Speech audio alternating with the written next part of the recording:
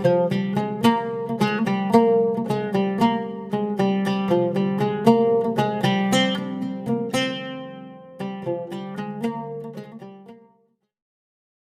datang di channel kami. Akan lebih baik sebelum mendengarkan, posisikan tubuh dan perasaan Anda dengan tenang. Jangan lupa ucapkan juga basmalah. Selamat mendengarkan. Istilah-istilah ini sering membingungkan. 1, 2, 3, 4, 5, 6, 7, 8, 9, 10 11. Kita pernah dengar istilah ini. Maksudnya sama, terminologinya beda, titik fokusnya juga beda, tapi yang dimaksud sama. Ada istilah ilmu laduni, dari kata-kata min ladun. Kalau dalam Al-Quran kan ada istilah min ladun hakimin alim, pengetahuan dari sisi Sang Maha Pengetahuan, Sang Maha Bijaksana.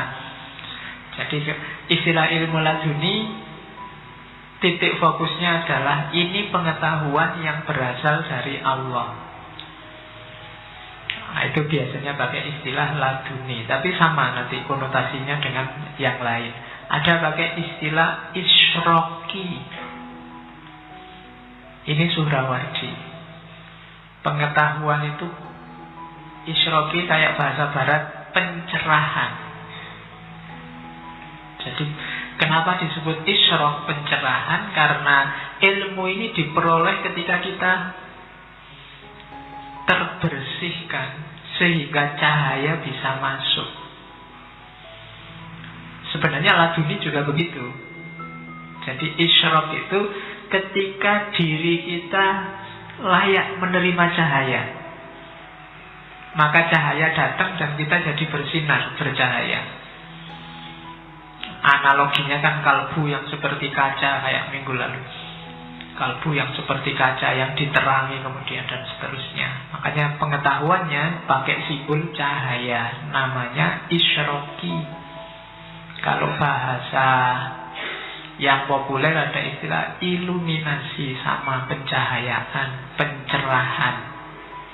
Orang yang mendapat pengetahuan dari Allah, syaratnya jiwanya harus bersih, jiwanya harus cerah.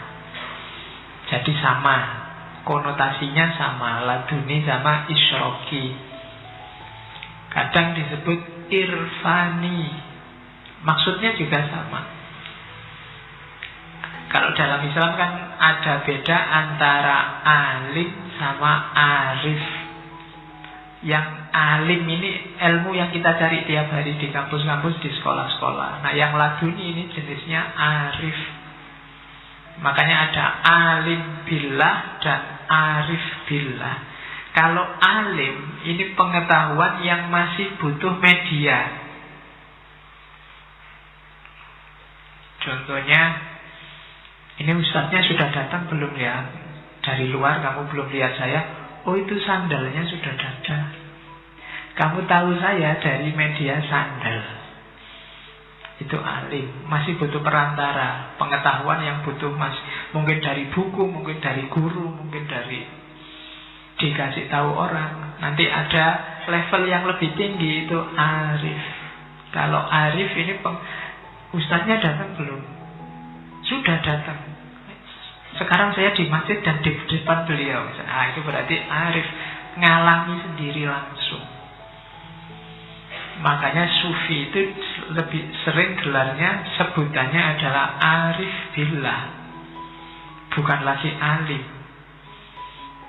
Kalau alim itu bahasanya Al-Quran, wa fawqa kulli dzi ilmin alim. Di atasnya orang berilmu pasti ada yang punya lebih banyak ilmu, lebih tinggi ilmu. Tidak pakai istilah arif. Kalau arif ini orangnya ngalami sendiri, karena derajat kebenarannya lebih tinggi. Makanya disebut arif billah, pengetahuan yang mendalam. Kayak misalnya kalau saya bilang, kalian ada kata-kata tulisan ya, di sini saya nulis kalimat besar, judulnya misalnya takut. Dengan kata-kata takut ini kalian ngerti, oh takut itu kan maksudnya Pak, kalau ada sesuatu yang membuat kita merinding terus takut. Ini pengetahuan yang masih berjarak, masih konsep. Akan jadi arif kalau kalian hari ini memang takut. Perasaanmu sedang ketakutan. Ini arif. Kamu ngalami ketakutan sendiri. Kalau tadi kan cuma membaca tulisan takut dan paham apa itu takut. Jadi membaca tulisan takut, paham apa itu takut, namanya ilmu. Orangnya namanya alim. Tapi kalau kamu hari ini mengalami takut itu, terus oh iya ya, begini rasanya takut itu. Ini arif namanya. Jadi cuma kalau sufi, irfani, arifnya arif billah. Bukan urusan-urusan di luar keagamaan. Bukan urusan misalnya gimana ya rasanya korupsi. Nah, itu hanya orang-orang koruptor yang arif tentang korupsi. Ya, kalau kita cuma alim, ngerti dari jauh. Gimana narkoba ya, yang sakau, yang arif tentang narkoba. Kita hanya alim. Nah, cuma terminologi arif sama alim ini untuk ranah agama biasanya. Nah, irfan di sini nanti satu makna dengan isyraq, satu makna dengan laduni. Sama kayak makrifat, sama makomnya. Orangnya namanya arif, barangnya namanya makrifat, kondisinya namanya makrifat. Makrifat ini kan nanti salah satu makom puncak. Kalau versinya Ghazali, puncaknya pelaku tasawuf itu makrifat. Nah, ada lagi kasyaf. Kasyaf ini juga istilah yang populer, maknanya sama kayak makrifat. Orang yang kasyaf, kasyaf itu artinya terbuka. Dari tidak tahu jadi tahu, itu namanya tersingkap, terbuka. Terbuka semua sekarang, itu namanya kasyaf. Jadi arahnya tetap sama pada ketuhanan. Orang yang kasyaf ini kondisi keterbukaannya. Isinya makrifat, pengetahuan. Orangnya namanya arif. Jadi itu namanya kasyaf, terungkap. Ya, manusia itu hari ini beruntung Allah tidak mengungkap kita. Bahkan kita disuruh untuk mengungkap Allah, itu kasyaf. Karena kalau kita diungkap semua, mungkin manusia sedunia itu isinya jelek semua. Jadi manusia itu kan ada yang baik, ada yang buruk. Itu bukan karena perilakunya, tapi antara disembunyikan oleh Allah kejelekannya atau dibukakan oleh Allah kejelekannya. Kalau Allah mau dibukakan semua, seandainya kalian ngaku semua salahmu apa, jelekmu apa, ditulis, itu hari ini langsung terbit berapa ratus halaman itu kesalahan dan kejelekanmu. Cuma Allah menyembunyikan. Jadi kelihatannya seolah-olah ada jarak. Ini orang baik, ini orang jelek. Tapi kalau Allah dibuka semua, ya mungkin semua orang jelek. Kita sama saja sebenarnya. Meskipun saya di sini, kamu di sana. Kalau kamu ngerti jelek, jangan-jangan lebih jelek daripada kalian. Kalau kalian ngerti, cuma kalian kan tidak ngerti. Oke, itu kasyaf, terbuka. Cuma ini kasyafnya tidak tentang manusia, tapi tentang Allah. Dan kalau tentang Allah kasyaf kita, man arofa nafsahu arofa robbahu. Pengetahuan kita tentang Allah, otomatis kita kenal tentang manusia. Kita arif tentang manusia. Dan juga arif tentang alam semesta. Karena manusia adalah mikrokosmos. Itu kasyaf, tentang hakikat. Bukan berarti tentang, kalau saya ngomong tentang alam semesta, tentang manusia itu terus ngerti semua orang namanya siapa. Tidak begitu. Ngerti hakikatnya hidup, hakikatnya realitas. Itu yang membuat orang tidak tertipu lagi sama dunia, karena ngerti levelnya dunia. Sama kayak kalian ya, ketika jatuh cinta sama seseorang, itu kan dianggap orang ini baik semua, terus putus, terus tahu jeleknya, itu kan nilainya langsung jatuh. Sudah tidak mau sama sekali, pokoknya ketemu aja enggak, ketemu melengos, menyapa ada enggak. Nah, orang-orang ini ketika dibukakan rahasianya realitas, rahasianya alam semesta juga begitu sama dunia.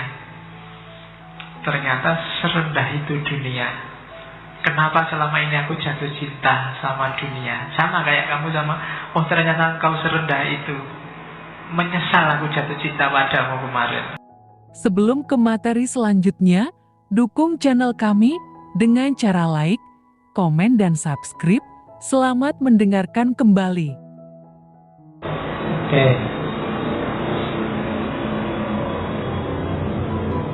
Kalau bisa menalak dunia semacam itu luar biasa. Yang bisa orang yang sudah kasyaf. Sebenarnya kalian sudah tahu selama ini bahwa dunia itu jelek. Tapi kenapa kok tidak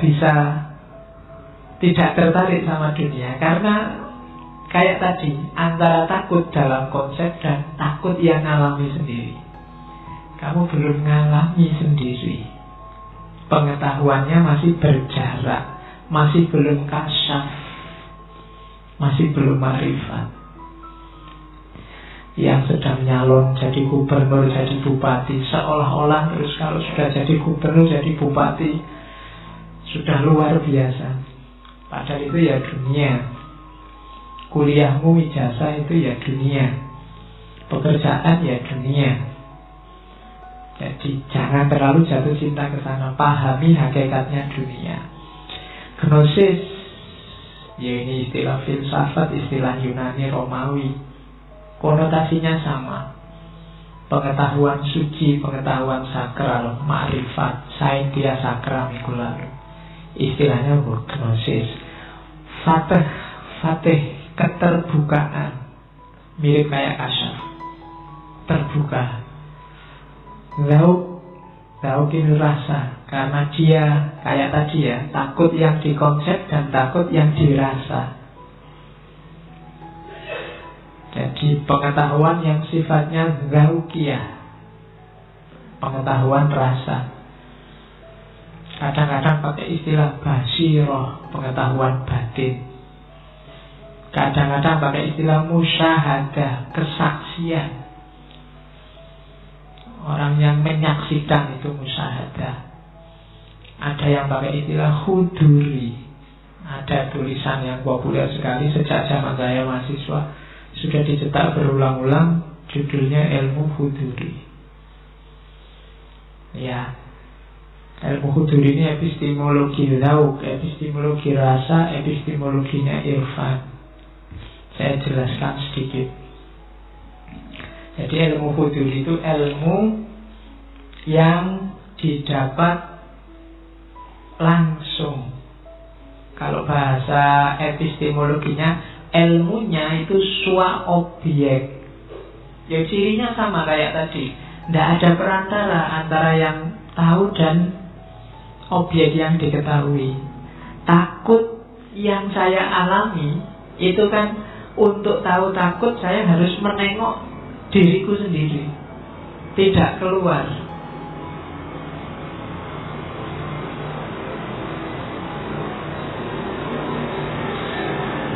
Oke, lumayan ya ada iklan. Saya bisa istirahat sebentar. Nah, jadi sua objek itu antara subjek yang tahu dan objek yang diketahui itu jadi satu. Kalau tadi takut yang konsep itu kan di luar dirimu. Tapi takut yang kamu rasakan ini untuk paham, kamu menengok dirimu sendiri. Itu namanya sua objek. Makanya namanya ilmu huduri, ilmu yang hadir dalam dirimu. Ini konsepnya Suhrawardi. Nanti ada tandingannya ilmu husuli. Kalau ilmu husuli, ilmu yang harus dikejar, dihasilkan. Kalian baca buku itu husuli. Tapi kalau ngalami langsung itu huduri. Kayak di saintia sakra kemarin, ilmu ini derajat kepastiannya hakul yakin. Jadi tidak berjarak. Levelnya tidak lagi ilmu yakin atau ainul yakin, tapi hakul yakin. Kenapa? Karena kamu ngalami sendiri, jadi yang ngerti. Ngaji ini kalau hanya melihat dari luar, termasuk yang mendengarkan YouTube, itu mungkin levelnya ilmu yakin, ainul yakin. Tapi hadir di sini itu hakul yakin. Oh alah, cuma kayak gini ngaji. Kalau didengarkan rekamannya kayak kayak wow, kayak apa gitu. Ternyata ya gini aja kok. Nah itu kan sekarang hakul yakin. Kemarin pengetahuanmu berjarak. Kayak hebat-hebat tuh ya ngaji itu, ternyata ya cuma gini aja. Nah ini kan sekarang kamu ngerti. Dan sekarang lebih pasti. Kenapa? Hadir langsung pengetahuan itu dalam dirimu. Sama kayak kamu kawin besok misalnya. Sudah lama nunggu kawin. Bayanganmu kawin itu, wah kawin besok mesti sip, mesti. Bayanganmu kan gitu, kayak luar biasa gitu. Ini kan bujangan-bujangan kan gitu. Mungkin besok setelah kamu kawin, wah lah cuma gini aja. Iya, bayanganmu kayak kayak hati-hati. Iya, itu kan pengetahuanmu hari ini kan belum kawin. Tentang kawin itu masih khusuli, masih konsep-konsep. Iya, masih bayangan. Kamu membayangkan kan gitu. Kayak Allah. Itu belum khusuli, masih belum hakul yakin. Mungkin khalid, tapi ilmu yakin. Masih teori. Kalau besok nanti kawin beneran, baru kamu tahu. Oke, ya mungkin kamu menyesal. Ya. Ayo. Kalau Pak menyesal saya Pak. Kok enggak dulu-dulu, kok cuma satu ya Pak? Oke. Jadi itu ilmu huduri. Cirinya ilmu huduri itu, ya itu saya ambil dari bukunya Suhrawardi. Hadir secara eksistensial. Objek sama subjek jadi satu. Dan ilmu huduri itu pasti benar. Kenapa pasti benar? Karena tidak koresponden. Kalau khusuli koresponden. Khusuli itu bisa meleset. Yang dikonsepkan beda sama kenyataannya. Tapi huduri kamu rasakan sendiri. Ya kayak tadi misalnya tentang kawin. Saya kecewa Pak kawin. Bayangan saya itu luar biasa, ternyata enggak. Loh, kamu keliru, kawin itu luar biasa. Loh, saya merasakan sendiri loh Pak. Itu enggak bisa dibantah. Kenapa? Kamu ngalami sendiri langsung. Jadi ilmu huduri itu ilmu yang tidak koresponden. Jadi tidak ada kategori benar atau salah. Ya mesti benar loh, kamu yang merasakan. Kalian kan susah bantah. Misalnya ada orang mengeluh, saya itu kamar temanku sekamar itu menyebalkan sekali. Itu kan bantahnya susah. Kenapa? Dia sendiri yang ngalami. Kamu kan tidak bisa bantah. Jangan-jangan kamu salah merasakannya. Loh, saya yang merasakan. Kok jangan-jangan salah? Saya sendiri. Jadi susah dibantah ilmu huduri itu. Kenapa? Kategorinya tidak kategori berjarak dengan yang mengetahui, tidak koresponden. Jadi antara pengetahuan dengan antara yang diketahui dengan yang mengetahui itu jadi satu, namanya swa objek. Jadi pasti benar dalam konteks dia, dalam konteks subjektivitasnya. Gitu. Oke, jadi itu cirinya. Jadi dualisme benar salah tidak ada. Karena itu penghayatan langsung. Sama kayak misalnya makan rujak yang pedas. Saya makan lomboknya 2 dan sudah kepedesan luar biasa. Kamu kan tidak bisa menyalahkan saya. Pak, lombok cuma 2 aja sudah pedes. Saya 10 tidak pedes Pak. Loh iya, kamu benar dengan 10-mu, aku benar dengan 2-ku. Sesuai penghayatanku. Orang tidak bisa bantah. Bapak salah loh kalau bilang 2 itu pedes. Loh, saya yang merasakan dan pedes kok. Kan kalian tidak bisa bantah. Jadi itu jenis ilmu huduri. Nanti arahnya memang ke pengalaman ketuhanan yang sifatnya personal. Jadi Tuhan itu kan dialami. Kalau sudah dialami, bantahnya susah. Makanya di antara argumen pembuktian Tuhan, salah satu yang agak susah dibantah itu argumen from religious experience, dari ranah pengalaman keagamaan. Kalau cuma pakai argumen sebab akibat, argumen penyebab pertama, argumen desain alam semesta, itu masih bisa dibantah. Tapi kalau orang sudah ngomong, saya ngalami sendiri betapa maha kuasanya Tuhan, saya yang sudah terancam DO,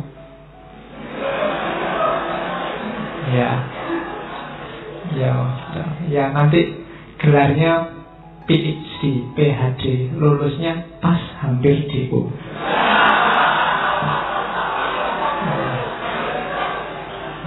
Jadi meskipun S1 gelarnya PhD, jadi lulus pas hampir DO. Alhamdulillah lulus. Oke. Nah, jadi sifatnya personal, objek, tidak ada dualitas benar salah, dan dia hadir dalam diri kita. Itulah ilmu huduri. Ilmu menerjemahkannya umum, bukan sains kalau barat, tapi mungkin lebih dekat ke knowledge, pengetahuan.